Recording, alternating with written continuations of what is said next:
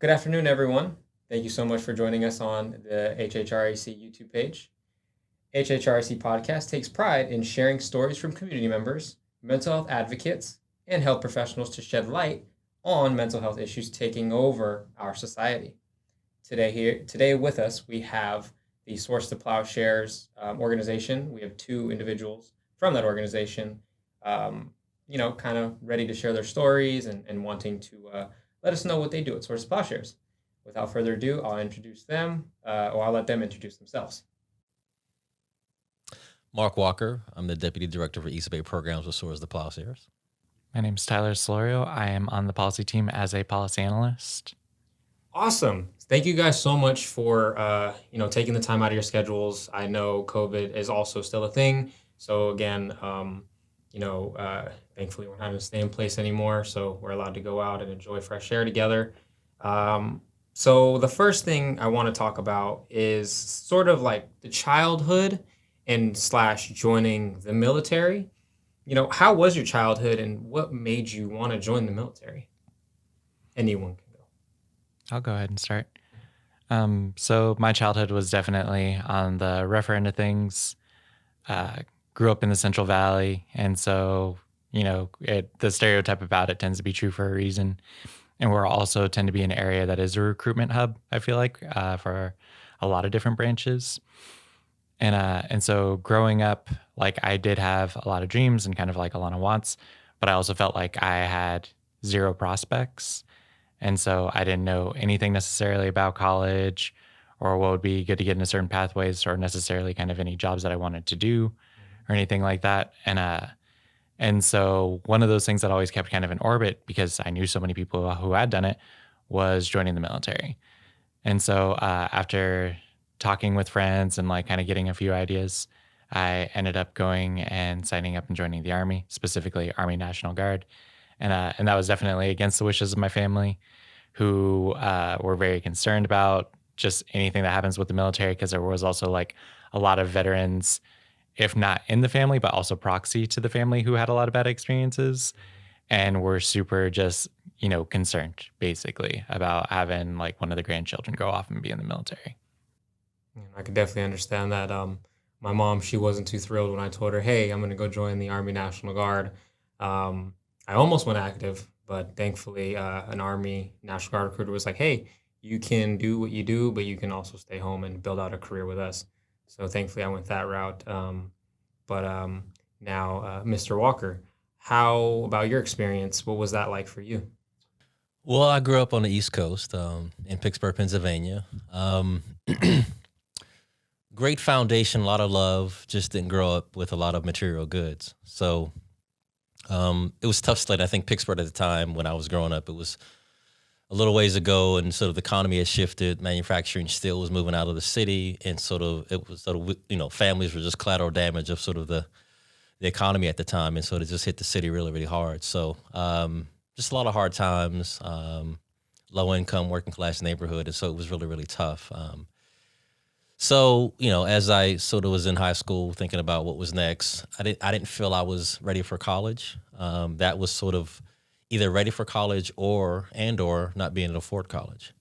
So again, I had a great foundation, a lot of love in the house. My mom and dad were wonderful, really hardworking people, but it was just like we didn't have the means and I didn't want to be a burden. So I'm like, well, what's the possibility? And I just remember somehow this recruiter called.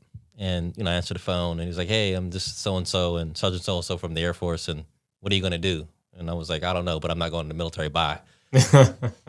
But before I hung up, he was like, can I send you something? I was like, sure, whatever. And didn't think about it. So I guess a few weeks later, get this package and it was some, Air Force materials. And it was like, wow, that's a different way to think about it. Like military, I can gain a skill. I could potentially see the world, quote unquote. Mm-hmm. And the benefits of resources to sort of send you to college. And so I was like, wow, that's another option because I didn't want to stay home. I wanted to get out of the neighborhood, see something, do something different. And it was a viable option. It was really practical. It was like, this is where I'm at. This makes sense. And so my dad was in Vietnam. So there was a sense of that conversation is really short, but it was like, he was like, if you're serious about the military, go Air Force. And then I had an uncle who was career Air Force too. So there was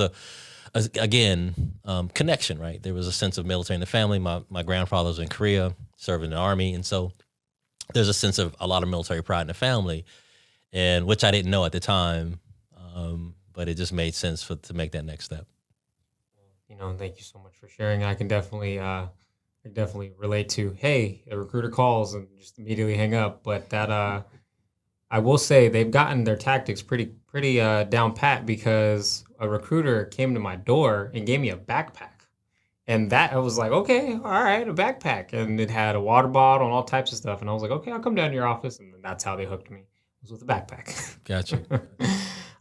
So what did you kind of think about the military before you joined? It's like when you signed that paperwork, what was going through your head, or what was going through your mind, like as soon as you were done kind of signing?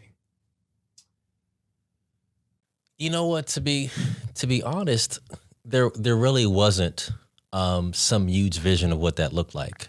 Again, my uncle was career Air Force, and I had been on base, Air Force base, and sort of saw a little bit, but I don't really know what that meant.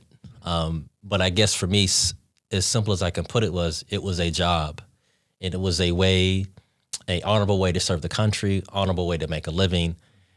And so I didn't have any other vision beyond, this is a next step for me. And I need this because I want, quote unquote, to live a certain kind of life and have the quality of life that whatever's in my head, what that looks like. And I thought this was sort of a path to get there, if that makes sense. No, it definitely makes sense. And, I was with you there. I kind of, I knew that, prior family members of myself, my family, they joined the military. Some had bad experiences, some had good ones. However, when I told my mom, she got really scared, and she was like, "Oh, you're going off to war?" I had to reassure her multiple times, like, "No, Mom, I'm not going to war. I'm not going to go overseas, none of that. I'm coming back home." And she was okay with me joining the National Guard. And again, it was a job for me too. It was like, hey, I hate complacency. I hate staying in one place at one time, because I feel like I'm not getting anything done. And I will say that's like the Capricorn in me. It's just, it really bugged me that, my friends were going off to college. My best friend, he was like a star athlete. And overall, I kind of just had to do something. So I decided to join the National Guard. And from there, I kind of found my way. And I don't know if it was like that for you, but I kind of found my path. Yeah, I think the big part was, my parents were hardworking people. And I think when you grow up in an environment like that, you're like, I need to be productive somehow. What does that look like? Is that a job? Is that college? And the military was just in that space. And I was like, this is something and I was taught, like, whatever you do it well. And so that was that step for me. And again, I was right out of high school. So I'm a 17. My father co-signed my contract because I was 17. So it was a big move, and it was one of the best decisions I've made based upon, obviously, the trajectory that I went on after that. So awesome. And then Tyler? Yeah. So I would describe mine as more like a haze.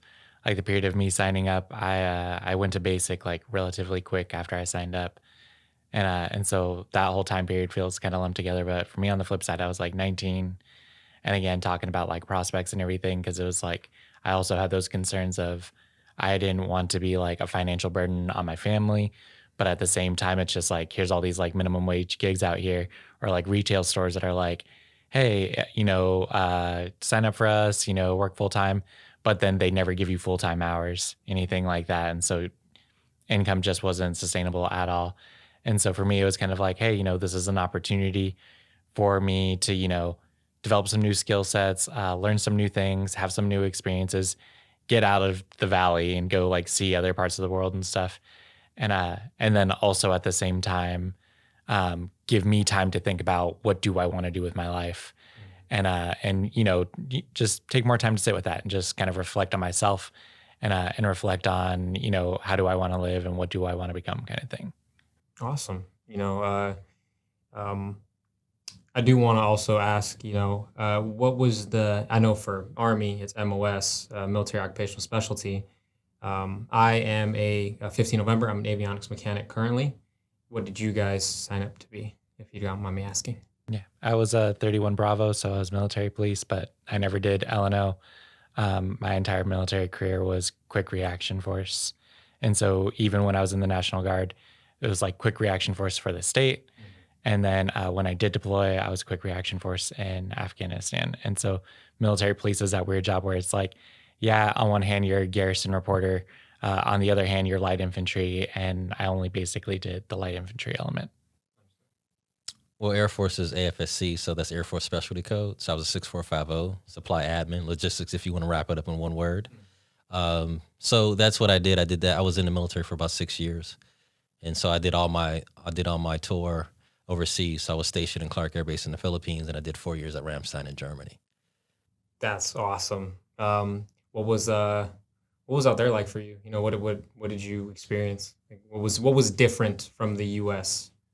Well, as a 18-year-old coming out of high school, and different than Tyler, I was like on delayed enlistment. So, you know, I had about 9 months. I had to stay back at home. And so I went in and, you know, you get your dream sheet.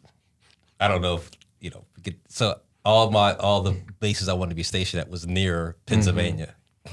And so I get this assignment that says Philippines. And I'm like, no. Like I'm a kid who's never been away from home. What are you talking about? Like, you want to send me thousands of miles away from home? You know, mom, dad, brothers, girlfriend. You're like, this? No.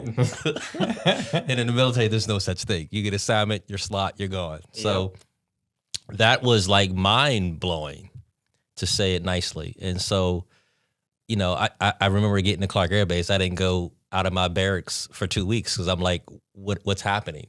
Outside of going to work and being onboarded, I'm like, I'm going back to the barracks and I'm just sitting there saying, what happened to my life?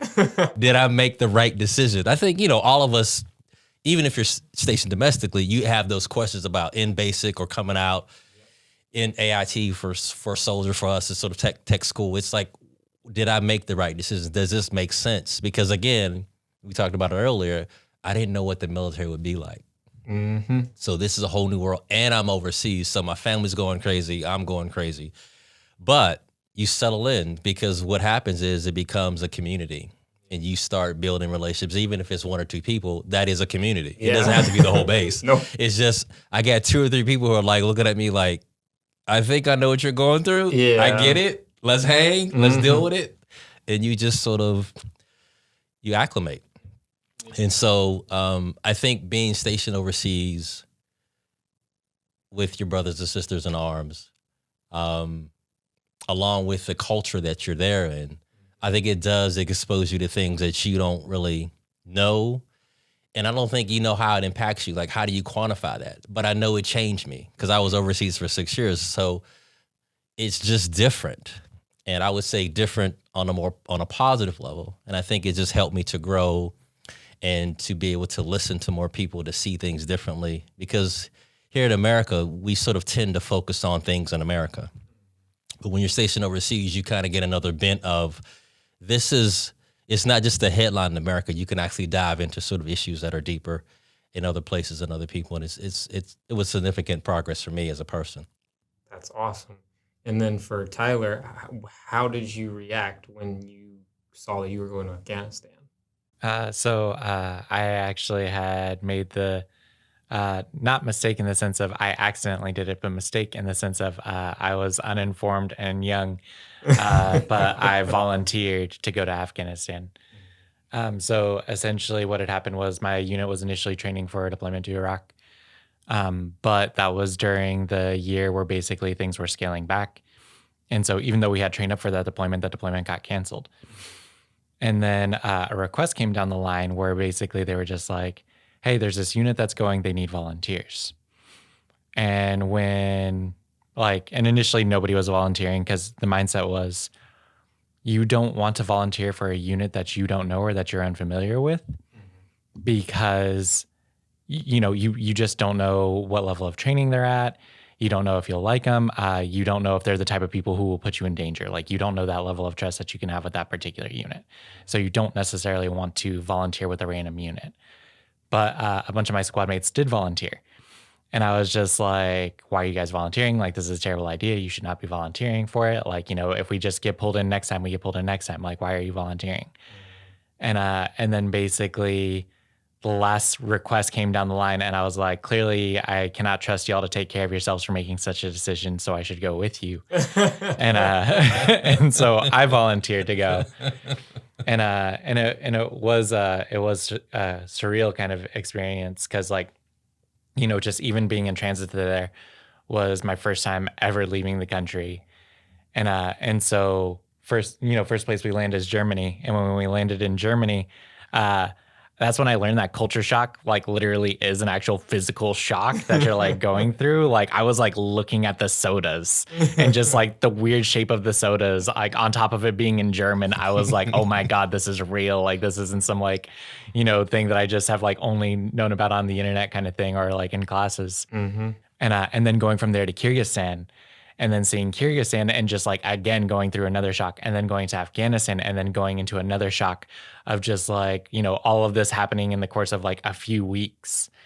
And it was just kind of caught off guard, and it felt almost dreamlike in the sense of just hey, my entire life, all I had ever known was the Valley, a few other states, because I was from a family that did travel and did road trip, but that was it.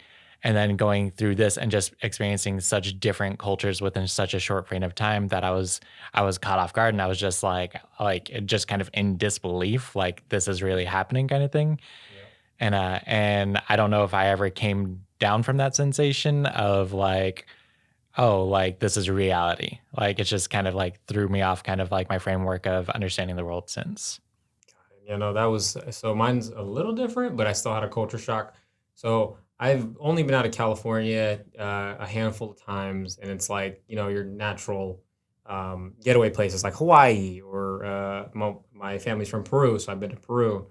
But when I went to Virginia, when I went to South Carolina, that was a culture shock for me, because the food was different, the feeling, the vibe, the just everything was just different. Seeing those long stretched roads, and seeing the countryside, hearing people talk about their how their mom and dad have a giant ranch, and how one of my best friends, he hunted deer behind his house. I'm like, what? It was surreal, to say the least. And I learned a lot of different things. I will say I learned a lot of different things out east, and it was pretty fun too. To learn a whole new different type of people, in a sense. It's a whole different type of people. And it was a great thing for me, because it opened my eyes to kind of how big the world really is. When you stay in one place for too long, you assimilate with that one place. But when you step out, it's, whew, I will say that. Now, my next question is, what were your guys' duties as a 31 Bravo and a logistics person? Real simple for me. I worked in demand processing and stock control. So basically anything that the base needed, they had to come through our office. And so it's really simple. It's if you need from a pencil to a jet. A whole jet. So in all seriousness, it's what we were. So we were the spot that made things happen for the base, to keep the base, as we all know, mission ready. And so great job, great opportunity for a young guy coming in, and the job is worth it because you work with quality people. And I had good supervisors and sort of helped me navigate and sort of kind of understand the duties and the responsibility I had, because at 18, I had a lot of responsibility. It seems weird because most other jobs don't give you that kind of responsibility when you're 18, but in the military, it's we were talking a little bit earlier about 18 to 25-year-olds basically do a whole lot of work within the military, and we are much, much needed as a young person. So it was a good transition, did a lot of cool stuff, made sure the base was running well, and we were mission ready. And so it was exciting to have a real job that young and have that kind of responsibility. So it helps you to grow up a lot quicker. So I did that and met some other people who were really good at what they did and sort of honored what we call the mandates of the Air Force. So it was a good learning experience. I learned a lot. And Tyler? So my experience was, as I said before, we were state QRF when we were stateside, so quick reaction force, basically emergency responder to anything in the state. Oftentimes that was natural disasters. And so, but that took more of the form of evacuating people from certain sites and stuff. And when I was in Afghanistan, I was part of a quick reaction force in Afghanistan. And so typically a quick reaction force is based out of a forward operating base. And they're basically, emergency responders to things that happen with different units that are on the outside, or if something's happening to the base. Their job's to respond. The thing is, we were not a QRF for a forward operating base. We were a QRF for an entire city that was on the border near Pakistan. And so our job was to respond to things that happened in the city. And so that was a lot because we were only by ourselves too. That was also the thing. So we didn't really get any other support. So basically you would do 3 days of missions, 3 days of guarding the base or doing base duties, and it would just alternate all the time. And then within that capacity, I was a driver. So I was driving, at the time we got issued Max Pros and MATVs. And so I was driving a Max Pro. And that's what I did basically for the whole year. And so it was not as bad as it could have been, but it was definitely hectic. And there was a lot of times where you're just running on zero sleep, or sick days don't exist. And so hopefully you're just sick on a day that is a day where you would normally do base duties, but it happens to be a day that you don't have a base duty kind of thing. And so that's what I did for the whole year. I heard the energy drinks were crazy out there. It was a whole different set of energy drinks out there than what we have out here. Yeah. And I mean, there's a lot of things that are questionable. And so, cause that's what we would roll on. There was nonstop, just caffeine usage. And that was probably the most caffeinated I had been in my life. And so I had a situation, for example, where, I was going to go to sleep. It had been a long day, and my medic had given me a liquid Dramamine shot. And so, because that's going to, for me, it's a non-drowsy thing, but it's going to make me sleep for 10 hours. And so I was like, sweet, I'm going to go to sleep. And so I curl up in a bed, and then they were just like, hey, we need Slorio, we need to roll out. And then my medic was like, you're kidding me. They just got a liquid Dramamine shot. And it's just hey, this vehicle has to roll out. This team is rolling out. Slorio is a part of this team. That's what's going to happen. And then I was just like, all right, well, that's going to be an interesting time. And I think I just literally was just perpetually drinking, Rippets like it was water. Yep. Just on autopilot at that point. Yeah, pretty much. And then, for you, energy drinks, did you have to do any of that? I know logistics is a little different, but did you have to stay up late at night? Did you have to do any of the? Yeah, there was mission control. There was folks who were up. It was 24 hours, but I think I did the graveyard shift maybe for 6 months, which is weird. But no need for caffeine. You just kind of rough it out. But it is weird to be up when everyone else is not up. Yeah. But no, I think I did that maybe 3 to 6 months. So it wasn't too terrible. And I did I did about 3 hours in AIT, and it was not fun. Those are not fun at all. Yeah. Now, coming out of the military, we got your experience, we got your MOSs, or what was it? AFSC. AF. Alpha Foxtrot Sierra Charlie. Thank you. I couldn't hear. Now, coming out of the military, what was your experience like adjusting back into regular civilian life? Did it change you? Did it feel different? What was that change like? So for me, it was interesting in the sense of one of the things that I did pick up, and I felt like it's something that was a lot more consistent with me, because there was that period too where I came back from Afghanistan, but since being National Guard side, it was me returning to the civilian world after having been active duty in a deployment situation for a year. And I feel like the discipline of that kind of work, and then also the mentality of hey, I just went through this experience, which was the hardest experience I've ever had in my life.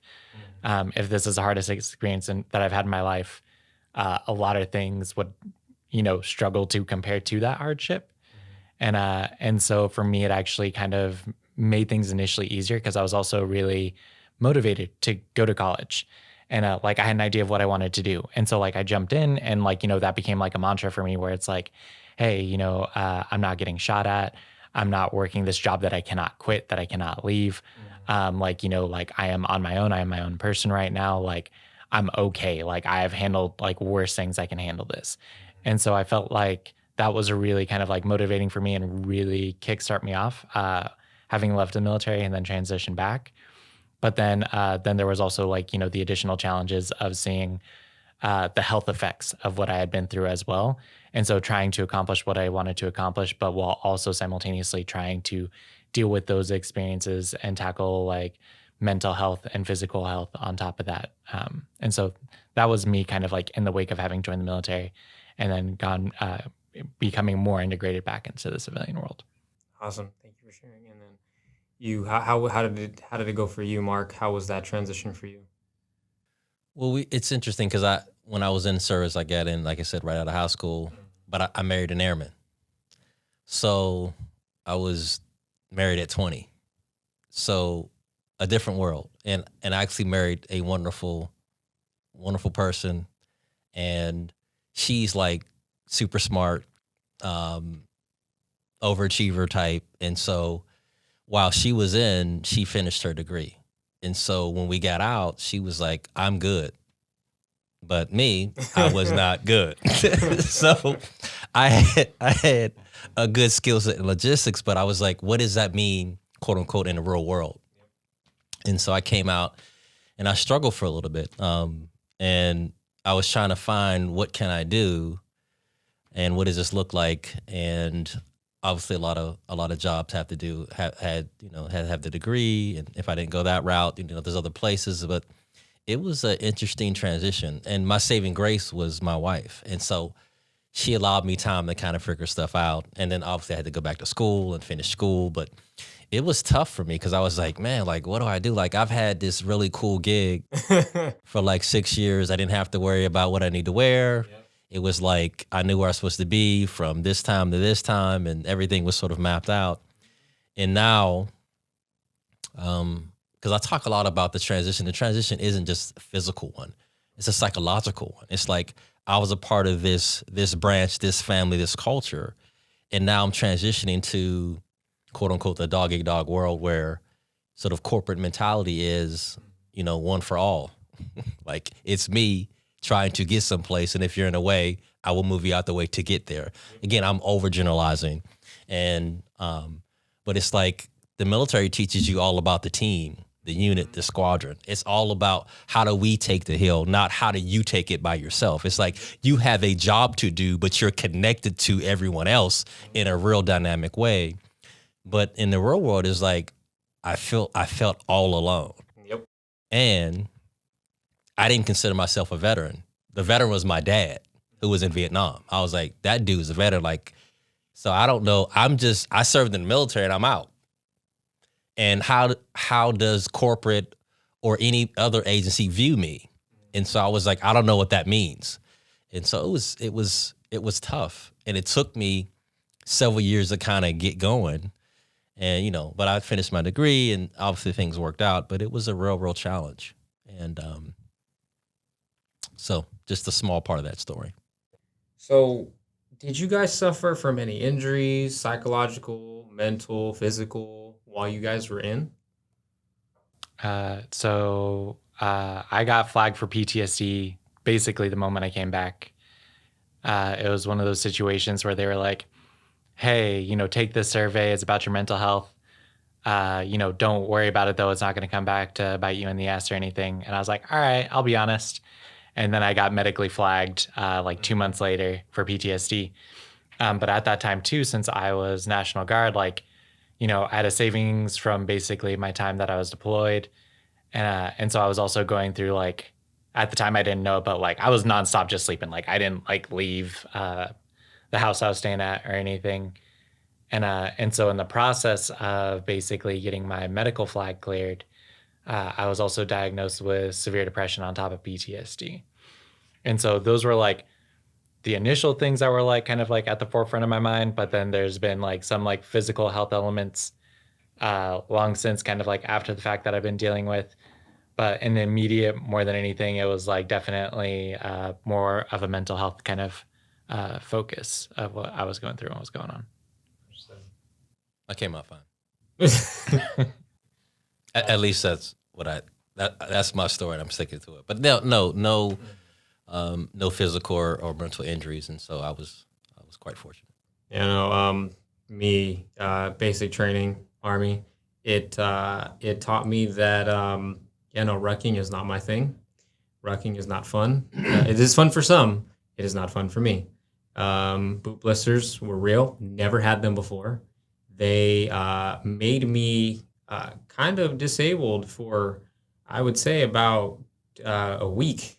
They had me on a soft shoe profile for about a week. And, when I came back, I told them, I need to either use my civilian shoes or at least my PT shoes to do these rucks. So I ended up doing that pretty much throughout basic training. And then even through AIT, they wanted me to do an 8-mile ruck in the basic boots. And I told them I'm going to use my flight boots because I can't do that. I couldn't do it without comfortable boots. And, even from basic training, you're taught, hey, you're a rifleman first. And with that mentality, when I came back, it was a different transition for me because I looked at it as like, I don't know kind of who I am yet. I know what my unit expects of me. I know what my family expects of me, but what do I expect for myself? And I had to go through behavioral health. I had to go through a mental health process before I even touched an aircraft because with being an avionics mechanic, anything can go wrong at any time, specifically on an aircraft. And if you aren't paying attention, if you're not detail oriented, you have the potential to kill whoever is on that flight. So they ended up doing a flag process, and thankfully I didn't get flagged, but it was definitely an experience coming back from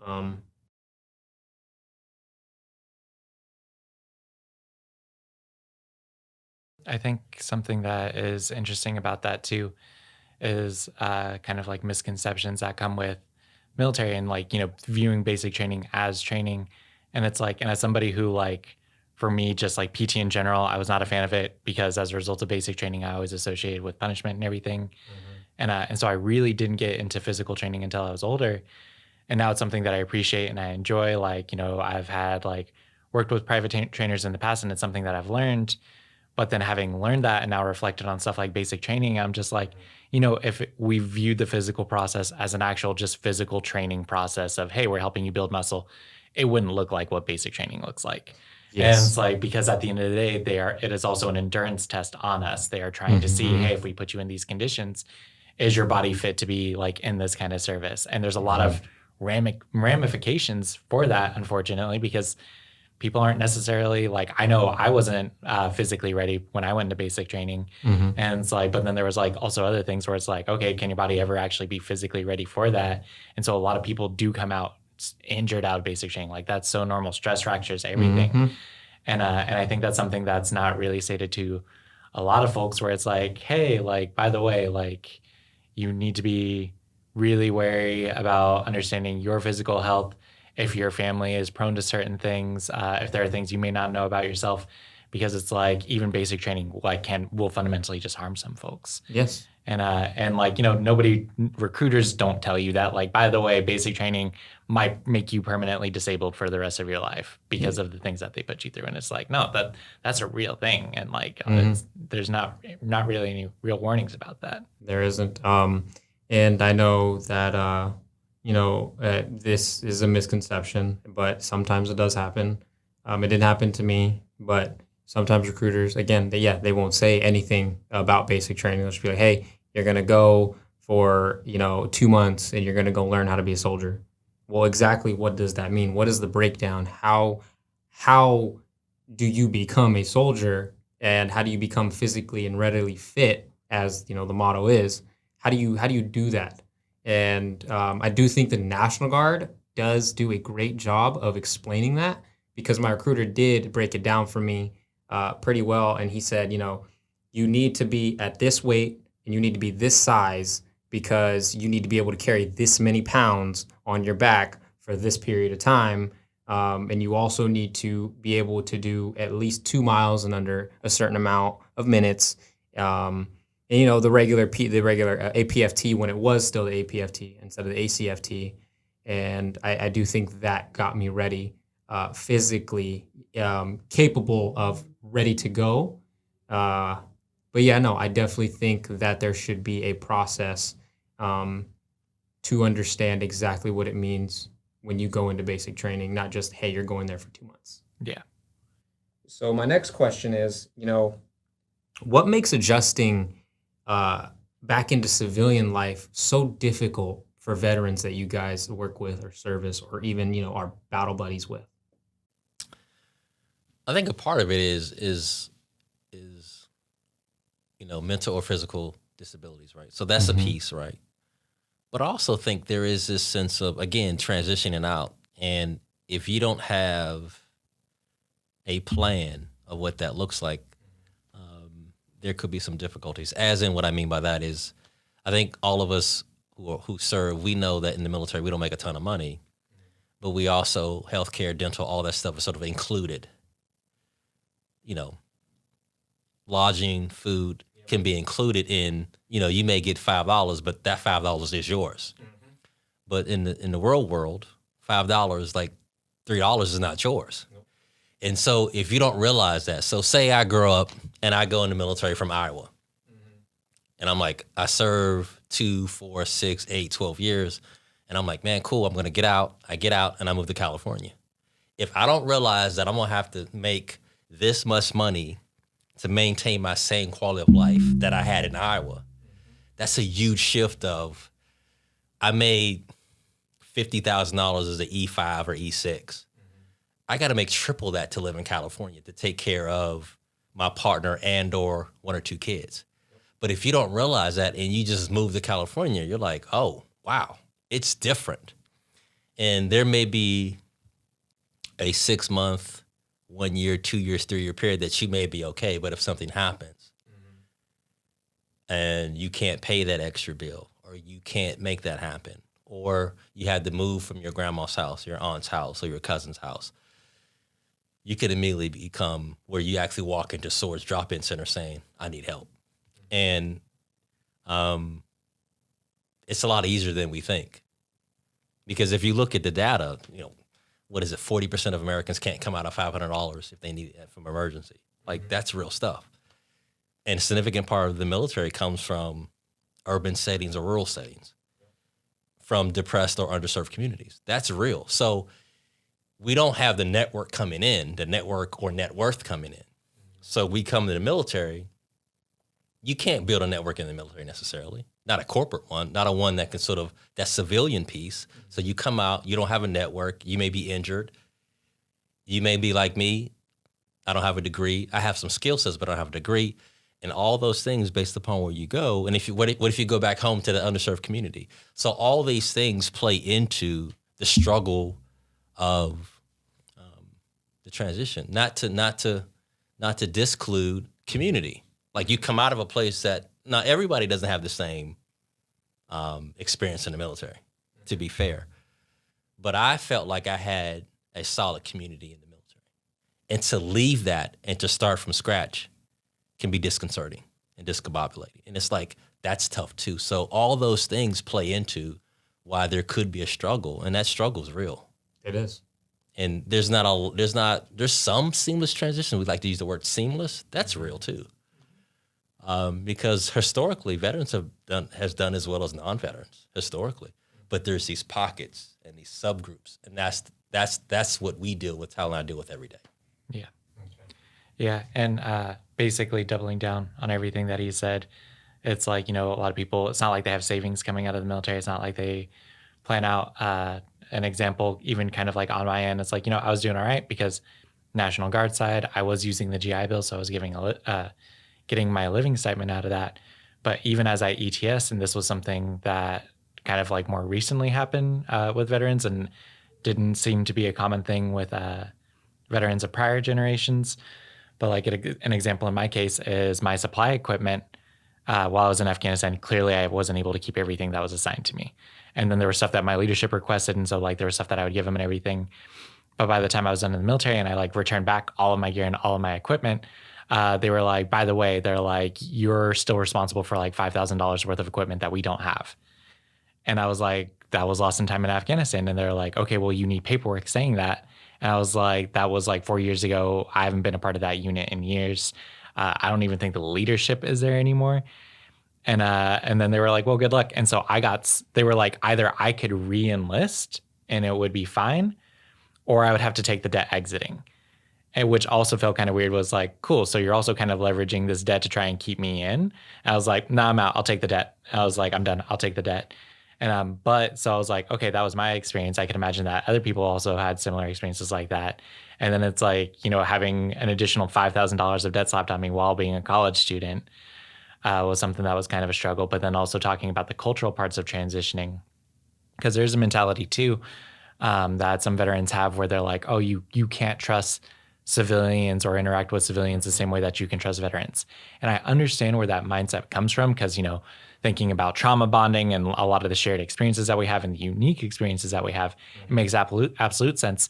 But it also somewhat becomes of a self-fulfilling prophecy, where it's like, if you have that mentality, that's going to negatively impact your attempt at having those friendships too. And so fortunately on my end, when I did come back into the civilian world, I did kind of like come back in with an open mind of trying to like, you know, understand things and understand people might not necessarily understand me. And so in certain ways, I feel like I did have an easier time coming into the civilian world, because there was a lot of kind of just stances I did not already harbor that I feel like other veterans also did harbor. And then also like a lot of the advice you get, you know, is from people who haven't been in the civilian for a long time, or people who are choosing to like no longer be a part of it, in the sense of, you know, if you're at that 8 years point, 10 years point, more than likely you're probably staying in to be a lifer, because people don't get that far without not considering being a lifer. And it's like, but that's the advice that you're getting from that world. And it's also advice from people who may have not have grown up in those same circumstances. So it's like, you know, especially thinking of like, hey, if a lot of advice that I'm getting is from rural folks in the South or Midwest, and I'm like, okay, that doesn't necessarily apply to urban West Coast. And what does that look like? And so I think in a lot of ways that can get set up. And then also, like, you know, you get these conceptions of the military when you join into the military, but then you also get these conceptions of when you are going to leave the military, what that life might look like. And it's just like, no, it's not like that. It is less stable. It is so much more hectic. You have to keep an eye on even more things. Like it takes a lot being on your own, and the military kind of doesn't have us go through those experiences. And so yeah, like everybody's just like, oh yeah, I'm an adult, like in the military, and like, you know, this. And it's just like, hey, there's a part when you are outside of the military where you're like, whoa, okay, there's a degree of uncertainty here that is completely different than the military, and that I was not prepared for whatsoever. And I don't know how to handle it. And there's a lot of stuff where if you hadn't learned by then it was just like, oh, it's something you need to adapt now. And it's not something that's necessarily on the forefront too before you get out. Because for a lot of folks, it's like, you get your paperwork and that's it. Congratulations, you're done with the military. I can actually speak to that for lived experience. Your guys' program actually saved my life. In 2020, when everything was still on lockdown, I came back home November of 2020, and my sister had a studio, and we were staying in there. It was 5-1 mattress. I slept on my military cot, the one that they gave me, and I was fortunate enough to go to Source of Plowshares in downtown San Francisco on 9th Street and ask them, hey, you know, I have a DD-214. I just got out. I just need some support here. And even though I wasn't a veteran technically at the time, the organization still opened up their arms, and they still noticed like, hey, this young man has a job. He has skills, you know, he's doing what he's supposed to. So let's see if we can get him some emergency housing. And I was fortunate enough to get emergency housing from Source of Plowshares. So I do want to thank your guys' organization for not only saving my life, but also keeping me on track in order to not be another stigmatized Latin young man in the system. On top of that, it got me, as you said, it was a shock stepping out away from Virginia after AIT.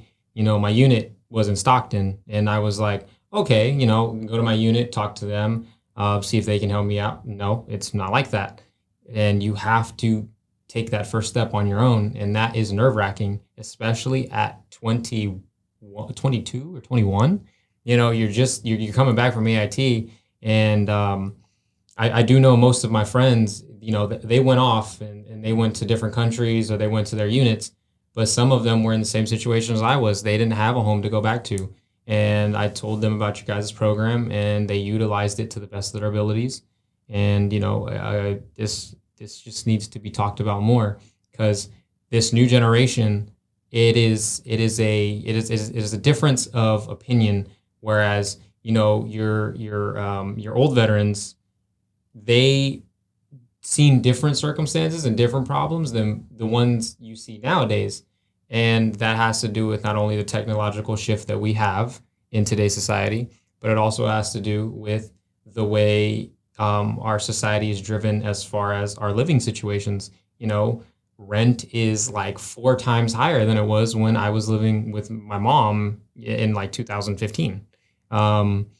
Even for my friend in Arizona, he was telling me like his mortgage went up by like 5 times just because of the whole cultural shift of, hey, everything is going up in pricing, and it's not going back down. Nothing ever goes back down. Maybe besides the gas prices that went down, but that's about it. And again, I do want to thank you guys for understanding that this problem stems not just for your older veterans or your young adult veterans. This is your teen veterans now, or your teen current enlisted who have that DD-214 but don't count as veterans. Well, that's powerful. Thanks for sharing that, Robert. 1974, several Vietnam veterans were like, we got to do something. And they created Swords to Plowshares for situations like this. We exist to serve our most vulnerable veterans. And so to hear that, it reminds us of why we do what we do.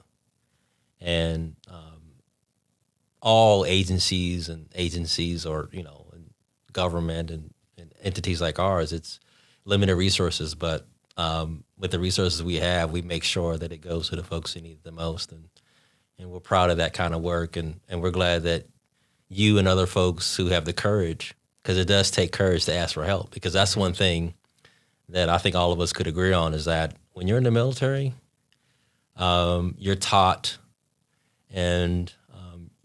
to be the protector, to be the one in the front lines. You're taught to be the one that takes the hill, but it's hard to kind of say, well, I'm kind of hurt or injured or not capable at this moment, and to raise your hand and be like, I need help.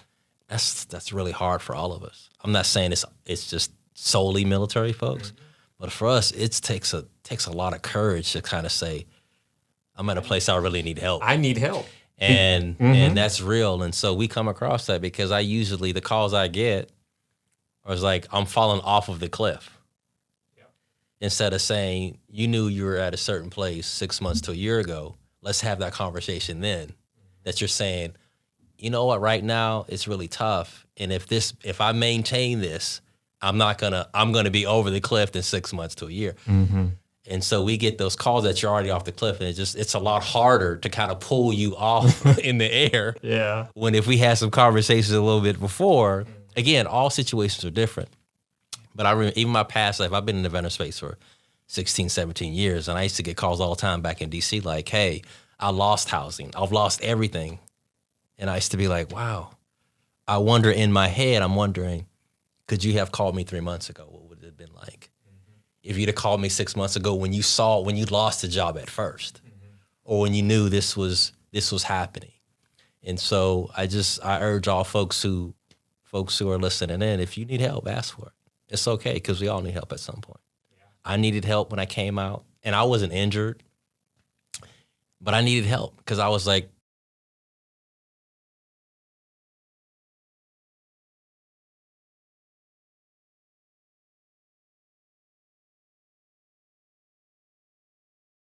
Yeah, I feel like that's unfortunately kind of like one of the side effects of like military values is, we're taught as long as we put our mind to it, as long as we are stubborn enough and determined enough, we can conquer whatever situation is in our path. And it's like, hey, no, reality is regardless of determination, regardless of how hard we work, there are external circumstances that we can't control, and that's all right.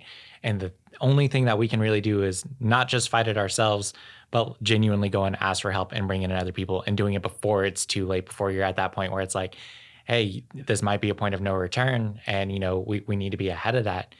And I think also wanting to speak on the challenges that you've talked about, like folks don't understand where it's like you can be National Guard and unhoused, and it's like you can be National Guard and be out struggling. And the worst part about that is the National Guard's not really going to do anything to help you with that or take care of you when it comes to that regards. And not just that, but then you were also expected to meet your military obligation. And then if you don't meet your military obligation, you can get in trouble for that, for stuff that's not related. Like, thinking about even on my own experiences, I remember a drill weekend. And oftentimes for my drill weekend, like it cost me more money to travel, to go do drill and then come back, with the time taken off of work and gas on top of it. Like I was not making money being in the National Guard at all, right? It was a service that I was genuinely doing, but it's just like, hey, wake up one morning, oh, my car battery's dead and it's not getting jumped and I need a new battery and I can't afford a new battery. And my unit's an hour over and they're like, hey, where you're at, like you're going to be AWOL. And I'm like, I literally cannot afford to get there. I don't know what you want me to do about it other than I'm going to potentially get in trouble for it. And then them forcing somebody to drive to come and pick me up and bring me in. And it's just like, just even thinking about that, that's ridiculous. Like that is a clear issue where it's like, that is a problem, a financial issue nonetheless, but that's something that I can get in trouble for. And we see so many veterans too, because there's also this emphasis on, veterans with honorable discharges, but also not recognizing like the military can kick you out for really ridiculous reasons. They can kick good service members out for really benign reasons and screw over their whole lives. And then there's a stigma that ends up surrounding soldiers that don't have an honorable discharge or something like that over something that is out of their control. And so it's like, the military, unfortunately, is one of those things where it's like there's not necessarily a good system or a good way of how they treat a lot of their service members. And for a lot of things, and I feel like especially with what the VA does and kind of what we do is, hey, there's a lot of problems that if the military had taken care of it in itself, there's a lot of people that would be a lot better off if the military had actually prioritized taking care of those service members. Yeah. I feel like, and I was talking to my buddies about this. If there was a program, like a prep program to get out, and there was some type of grant or something that you can give a soldier who's getting out, at least to get them started, and then you tell them, hey, go to this liaison, who's a Swords to Plowshares liaison. You go to them, and they will help you get what you need as soon as you get out. Because a lot of my battle buddies who are veterans now, they use your guys' services as well. But the next question I wanted to ask is, how did your life change, after you sought help, after you figured out, hey, it's not just me anymore. I can ask people for help. So for me, when I initially came back and had PTSD and went through my also dealing with my initial like severe depression, because like, that's a perpetual thing. So it's not like I just had severe depression and it went away. But, initially dealing with it, initially tackling with it, I went to the VA since I was National Guard. So I had my DD 214. And, in my first experiences, I got immediately just kind of like put on antidepressants, and I was waitlisted to see a therapist, which was going to be like another month or something like that. Which was unfortunate because that was the thing that I was also kind of prioritizing and looking forward to. But the antidepressants helped. And then, after a while, I got that initial flag removed. But like my initial ask for help, it was bittersweet in the sense of like, yes, stuff like the antidepressants was great and it was super helpful. And it did work out for me. But I also didn't get that like meaningful part of kind of the treatment, what I had to go through. And so that ended up taking, I feel like, a few more years and me having to be a bit more proactive about it in order to get some degree of help. But then it was only more recently in the past years, and especially once I started working at Swords of Plowshares, and we have so many other veterans in our organization, and I feel like the other veterans in our organization, like we also try and take care of each other or make sure that like, hey, did you get service connected? And so that was one of the initial things is all the older veterans were like, have you gotten service connected? Have you gone through the VA? Because we know you have stuff going on and you're probably entitled to service connection. And so I was relentlessly pushed and asked my first year in. And so I think it was pretty much within my first year, I ended up going and using our legal services just to prep up for my first time of getting service connected. And then I did get successfully service connected. And I didn't realize how much of a game changer that was. Like it was nothing that was on my radar. It was nothing that I thought twice about. But then having been service connected and now going out here and like, my clinic's out at Martinez and everything. It was kind of like a weird night and day scenario of me seeing stuff that I was struggling with private health insurance and then going to the VA with those same issues and just feeling like there was stuff that they were way more on being like, oh yeah, okay, so let's do this. Let's try this. We're going to get you connected to this. Where it's like, yeah, there might have been some stuff like in terms of, either wait times or I might have to wait for a few more dates, but they just felt so much more proactive in certain stuff of my care where they're like, we want to do this. You know what? Let's go get this checked out. Like, this could totally be a normal thing and that's absolutely fine. But if it's not, we want to know that it's not. Mm-hmm. And it's just like, oh, if this was private health insurance, like I would have to push them just to get a referral for something else.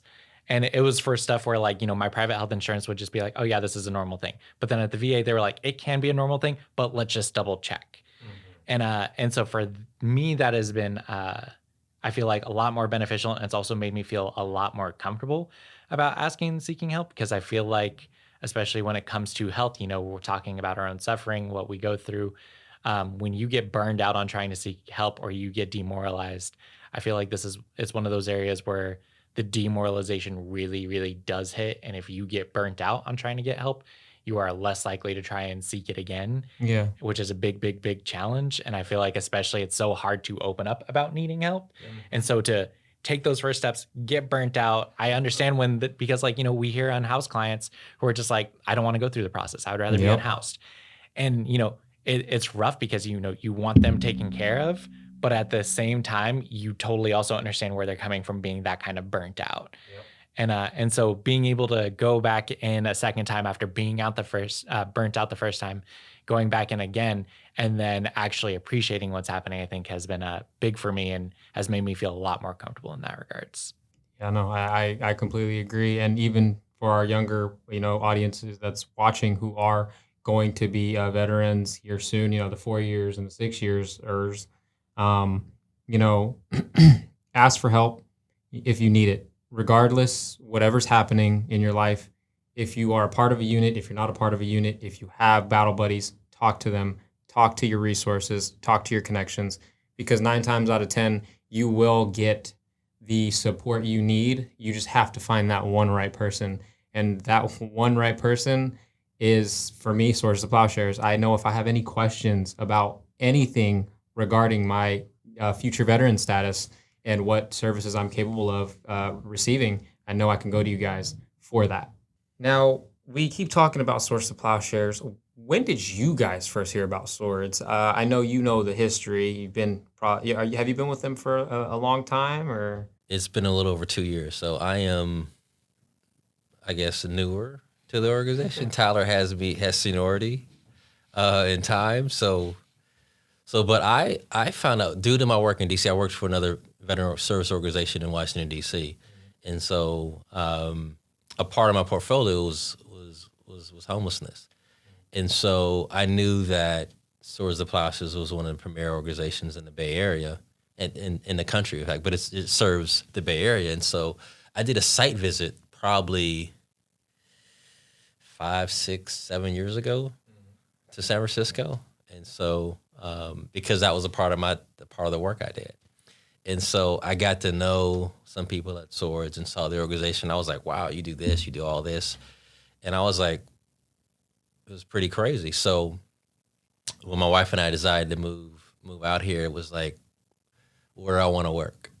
And the first place was, I love to work for Swords.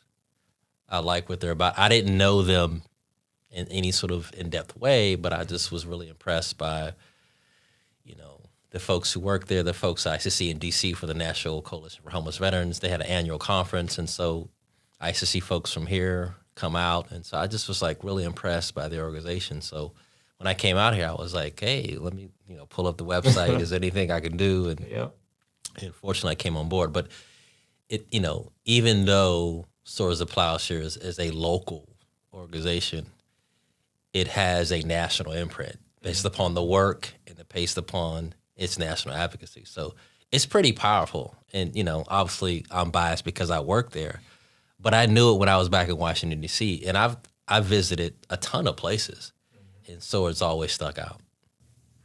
Yeah. On my end, I had just come back to California because I had been doing college.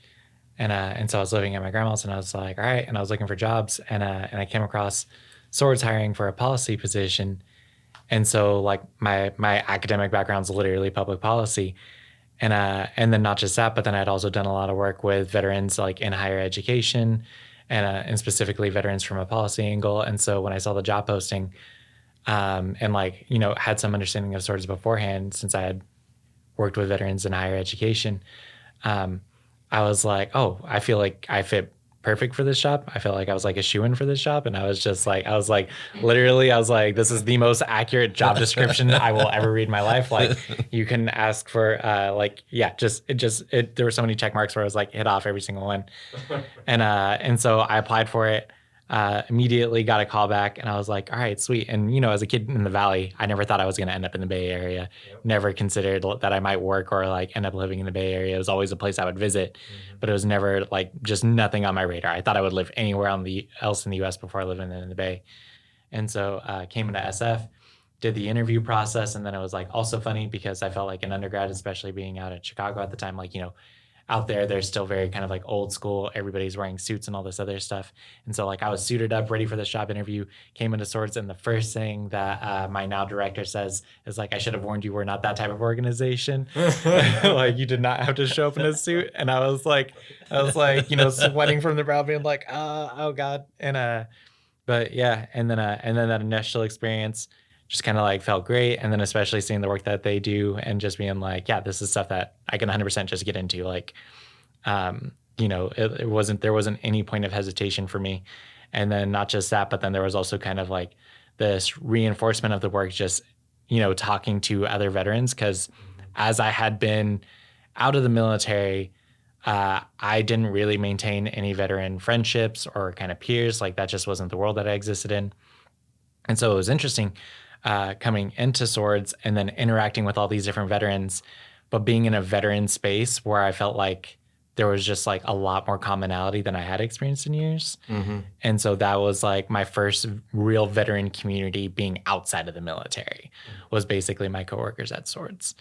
And so that's something that has like really captivated and pulled me in. And then on top of like eventually, so many, I feel like veterans who work at Swords have been Swords clients, either prior to or during. And so them then being like, hey, no, like you should check it out. And then me also eventually becoming also a client of Swords. And so I feel like that was like an interesting experience. And then also just seeing the history of Swords, and then just like, we've had our executive director, Michael, has literally been there since Swords inception. Like, he was there when they had their first office, when they were like first created, when it was just a few of them. He's pretty much, I think, like worked in like every single department. Like, even he started off as an intern. And so just being able to like talk through that history and see it as really also like a generational effort too. Because I feel another thing about veteran communities is that like we are really kind of sectioned off.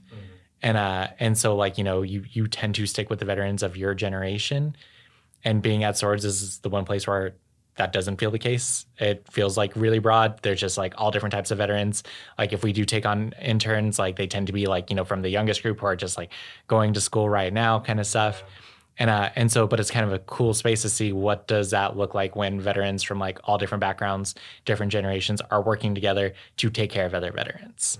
And then also the type of civilians that attracts, because we have a lot of amazing civilian coworkers that are really fun, just really kind of understanding and like really get into it, and have been doing good work for years. That's amazing.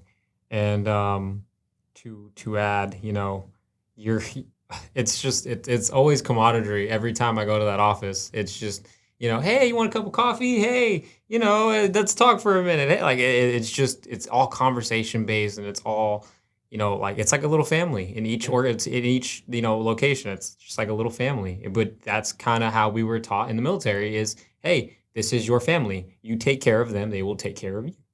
And I really appreciate how Swords has that mentality and how it's built pretty much off of the principle of it's an each one teach one model. It's like, hey, I know this, I know this. Now you're gonna know it. It's funny that you mention it because this was like, my first like real career job post school, post military. And I was super uneasy like my first year because I felt like I was too relaxed.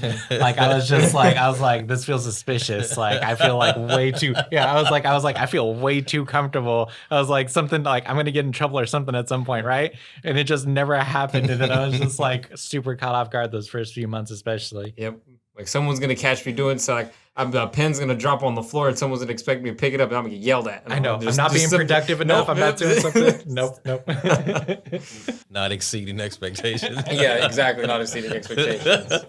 Now, the next question is, what are, I would say generalizing, what are types of situations generally that you do see veterans get into within, the prior generation, but also this generation? Like, what are some topics that come up, constantly?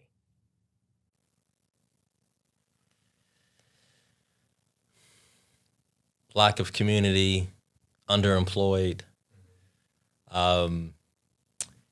issues with the VA system, whether it's access or changing of clinicians, not understanding the VA system, issues with disability claims. Like I got my claim, they denied me.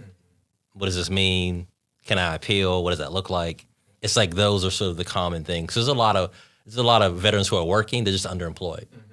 And again, in the Bay Area, that sucks. Yeah, you got them. Because you need to be at least kind of okay to be okay here. Yeah.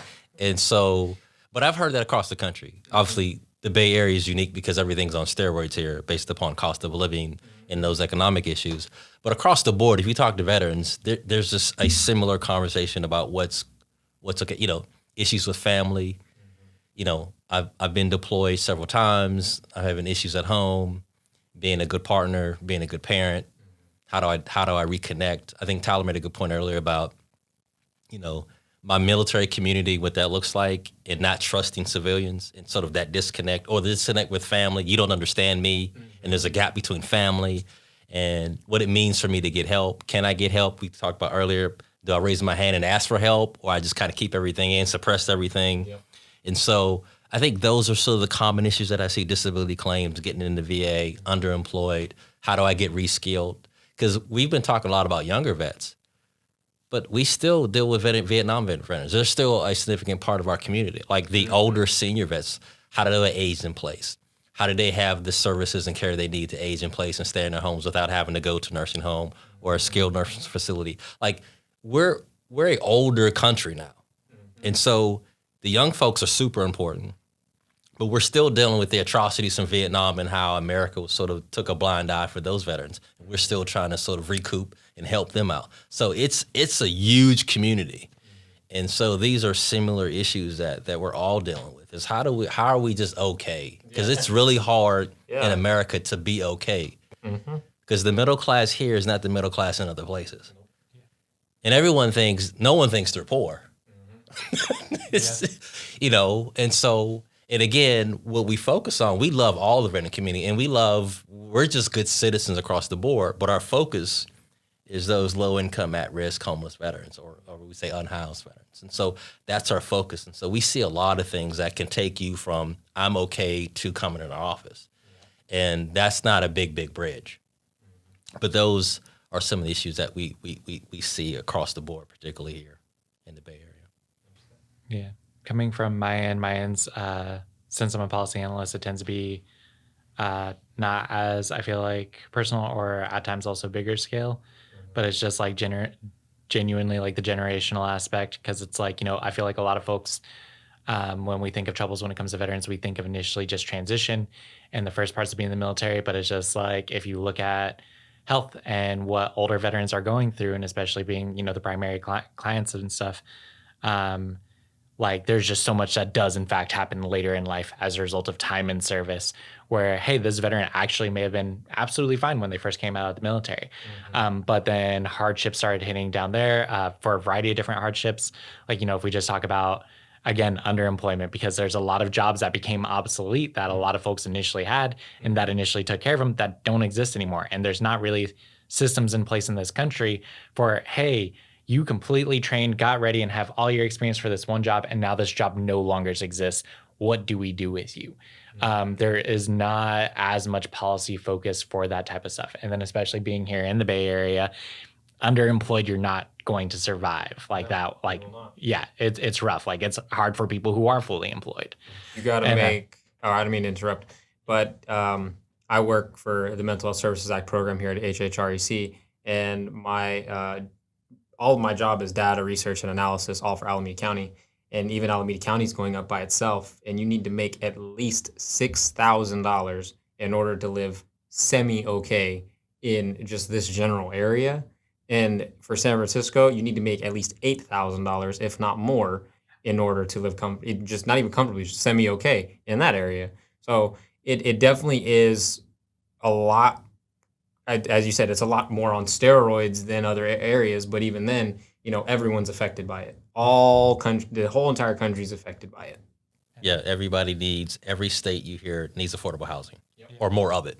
Yep. And now it's not just affordable housing, it's deeply affordable housing. So we have this new terminology. It's like, it's not just affordable, it's deeply affordable because we're dealing with AMI and sort of what does that look like? But it's just tough. I mean, it's tough for anybody, but if you serve, and again, you're sort of quote unquote out of the loop based upon, again, active duty. And then you come out into this new world and you're like, wow, we talk about culture shock. If you're not prepared, it could be really, really tough. Yeah. And again, because a lot of us go in so young, that's the issue. It's not, anybody could fall into harm or into despair. So whether you're a senior NCO or officer, but there is a subgroup of that 18 to 24 that you come out, particularly if you're not educated, then what does that look like? And what does that trajectory look like? And what are you doing? And again, injuries, what does that mean?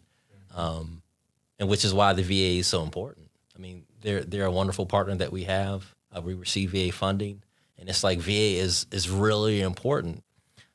And all of our partners, what we do, what other agencies do in the community, because we can't help everybody. So how do we, our job is to create those partnerships that if we can't help them based upon our limited resources, we connect them with other folks. And so that's the part of it too, is like we work with the VA, we work with other agencies, we work with other community service providers that do a good job. And they're full of them in the Bay Area. And how do we connect with those folks to make sure that there's not that many holes necessarily, and that we could fill those gaps in services when needed. And so that's important to have that sort of relationship in the community. Yeah, no, we talk I will say the Bay Area itself, the inner Bay Area is very proactive on holistic healing all the way around and making sure there's transformative services, but then also reoccurring services for any different type of stakeholder or population out there. But specifically for our veterans, I know we do have a lot of resources out here in the inner Bay Area for them. And again, I do appreciate that aspect of where I live and where, our veterans do live, because accessing resources is a lot easier for the ones out here, whereas the ones, who live in different states or different, countries even, it's a lot more difficult. And I feel like there should be a source of Plowshares pretty much in every state. I feel like there should be something like you guys in every state, if not in every country, because again, our veteran population is I will say it's an underserved population, and that's what statistics say. That's what numbers say. It's an underserved population. It's funny because we do hear that from people from other states. Like particularly, I hear it from a lot of people in Florida being like, we wish you had an organization that was out here. And but then that's like also the thing too, right? Like dispelling certain notions as well. Like, when most people think of veterans and maybe where they live, like they might be thinking of the South or they might be thinking of the Midwest. But it's like, California is the most populous state for veterans in the United States. And it's like, and not only is California the most populous, but the two biggest areas that house veterans are the Bay Area and Los Angeles. And so that's even considering like when we think of places such as like San Diego, and, San Diego has this image of a military town, but then it's just like we have massive populations of veterans within the Bay and within LA.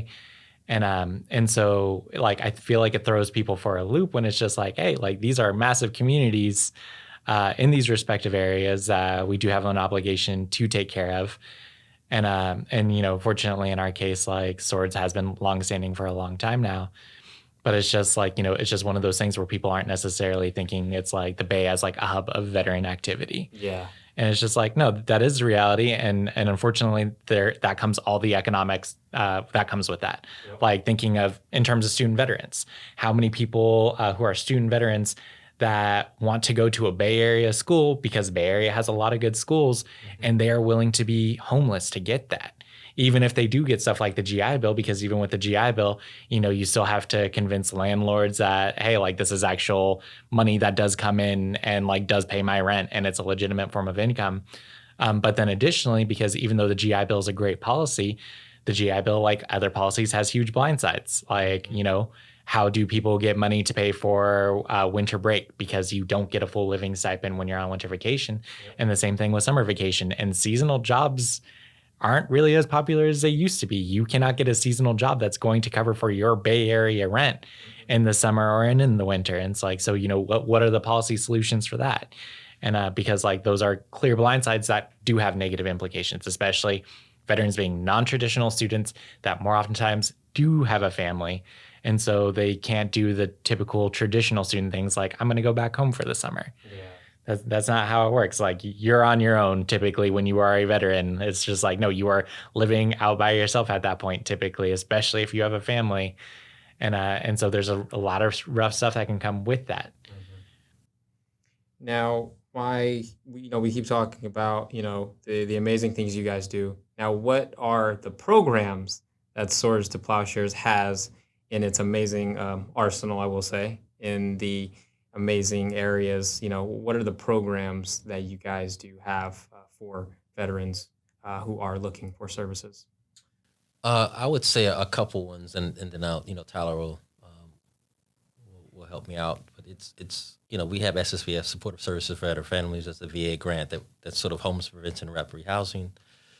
We have a grant from the Department of Labor. It's the Homeless Veteran Reintegration Program that we help homeless veterans find employment. And so those are two big grants federal grants that we have to sort of say, if you need to stay in a unit or you became homeless, and we can immediately kind of get you back to housing, as well as stabilize you with some income support with employment. Those are two big things that we have, and obviously Tyler mentioned earlier about legal and other stuff, but I'll let Tyler sort of chime in because he's policy. But it's like those are the two of the big ones that we have, particularly here in the East Bay at our office here. Obviously, we're based in San Francisco and we have an East Bay office, and so tons of stuff to include. We house 450 plus veterans in six sites in San Francisco. So what we do is from the street to permanent supportive housing and everything in between. So we're pretty much a full turnkey organization. And obviously, the work that we do is significant based upon the population and the issues that we have, particularly in the Bay Area. Yes. So anyway, those are a couple different things along with the housing that we're really proud of. And obviously, the goal is always to be like, how do we do more? What does that look like? And how do we sort of continue to get funding from local, state, federal to maintain what we do and even, sort of expand in different ways. But yeah, even though because we are a housing first organization in the sense of we believe that, yeah, we have all these other services that we can provide, but if you are a person who is unhoused and you're going back out into those conditions, especially those conditions that are re-traumatizing. That's like, great, we can provide everything we want for you, but if at the end of the day you are not being sheltered, if you are not being housed, you are going to be going through a lot of trauma, and that's going to be counterproductive to anything that we try to do. So as a housing first organization, that is a huge priority of ours, but then also coming in from an employment angle. And I think that's also kind of a statement to where we do work with a lot of other groups. And if there are things we can't do, we try to rely on those groups as well. we do also try to be a one-stop shop as much as we can, because it is a lot for a person who is going through a lot to be bouncing around in a lot of different places. And so, being a place where it's like, hey, we can try and get everything taken care of for you is important. And so usually, that's what our intake is for. Our intake's trying to find out if there's additional stuff. So that's where stuff like legal comes in. Specifically legal for us, our team focuses on discharge upgrades and medical compensation, basically getting a perfect person service connected. Because especially when we talk about older generations of veterans and just in general, like how discharges work in the military, like people don't understand how incredibly easy it is to not get an honorable discharge. And to get a discharge that actually does negatively impact your life, or a bad paper discharge for unreasonable reasons. And if you break it down by branch, like there's certain things where it's just like Air Force barely hands them out compared to the Marine Corps that hands it out to like 1 in 10 Marines. And bad paper discharges have those negative repercussions for people, and which then can adversely impact their ability to access something like the VA. And then when that happens, it's like, okay, so what are you going to do for a veteran that cannot get VA resources? And how can we take care of them? And so legal is a component of that. But then we also do like health and social services in general. So trying to pair people up with social workers. We also have folks where we do help out when it comes to veterans who are incarcerated, and trying to either connect them to different resources, get them attached to jail pods, and just trying to make it to where they're connected to their peers and are in a community that can help them out. And so we just kind of run a lot of different bases in those regards. And then policy for us, we're a small team. Our specific stuff is research rather than actually providing direct services or anything like that. And so, but then each housing site, it isn't necessarily just saying, oh, this person now lives there. Like that person oftentimes has a dedicated people trying to help them build a community, trying to get them connected to resources, trying to provide community spaces, conscious community spaces where we can bring these veterans together to form bonds, because, that's what's going to help people through more than anything. Is isolation can be incredibly harmful, and forming those spaces of communities, especially with people who are not just your peers in the sense of being veterans, but that's also peers in your experiences through it. So either being unhoused, having gone through incarceration, having experienced substance use, anything like that. And so there's that element as well. So it's really there's just a lot of things that are going on a lot of different fronts, which is really cool, but also an intense challenge, because, you're trying to take a person from point A to point B to point C to point D, and make sure that, that you've covered every base that's necessary for that person. Yeah. Just the whole goal is to make sure the veteran is okay. Yeah. Yeah. Stabilization. Yeah. Sort of help them or nudge them to self-sufficiency, because at one point, all these individuals were considered okay. So we know that there's hope, and there's the ability to adapt, to continue, and to be quote unquote okay again. And so that's our goal, is to say, as we listen to them and say, how best can we help you? These are our services, but how best can we help you? And what does that look like for you? Because we're vessels to kind of help serve, but we're it's ultimately it's this dance and this partnership of, you may have some issues. How do we help you with your issues? Whether all the stuff that we've talked about with rapid housing, we even have someone on our staff that deals with financial empowerment, helping the budget and finances. What does that look like? And so all these things that help someone to feel okay, to feel like they can kind of get back to normal, get back, quote unquote, into the mainstream, and to be self-sufficient. That's our goal. And that's what we work on every day. Now, this is the hard-hitting question. You guys are such an amazing group, an amazing space. You guys do amazing work. Where do you guys see Swords to Plowshares moving for the future? With everything that's going on, how do you see Swords to Plowshares adapting to all of the changes that are happening around the world right now? That's a hefty question. immediately I say, for us as an organization internally, we're always trying to do better internally. Like, how do we better take care of staff? How do we make sure that staff, there's self-care, there's opportunities for assistance, for wellness, for health? I think it's a big, like, Swords really takes pride in ownership around how do we make sure staff is okay? Because the healthier staff is and the kind of work, the inclusive work environment that we have actually helps all the veterans that we serve. And so one is, I think we just continue that process of having better internal processes, making sure we're okay, that we can be the best version of ourselves as we serve veterans. And so that's always at the forefront of all that we do, is like, how do we be the best version of ourselves? And as I said earlier, is how do we listen to veterans about what they need? For instance, my biggest job in East Bay is to be like, what's happening with veterans in the East Bay? What does that look like? How do we touch them and say, what do you need? What kind of sort of groups do you want? What do you think you need? Like when they come into our intake, as Tyler mentioned earlier, they come into our intake, here's a bottle of water, here's a healthy snacks, here's lunch, here's where you can sit, you can go on the computer, you can sit down and just relax. Maybe you want to take a power nap, you just get out the elements. Like, that's all we have in intake. That's what we do to build that community, let them know that there's there and there's help. And so I think as we sort of stay in tune with the veterans' need and we see sort of the dynamics that happens, I think it helps us to forecast. But for East Bay, what does housing look like for us in the East Bay, for instance? San Francisco has 6 sites. What does it look like here? Is it safe haven? Is it permanent supportive housing? Is it permanent housing?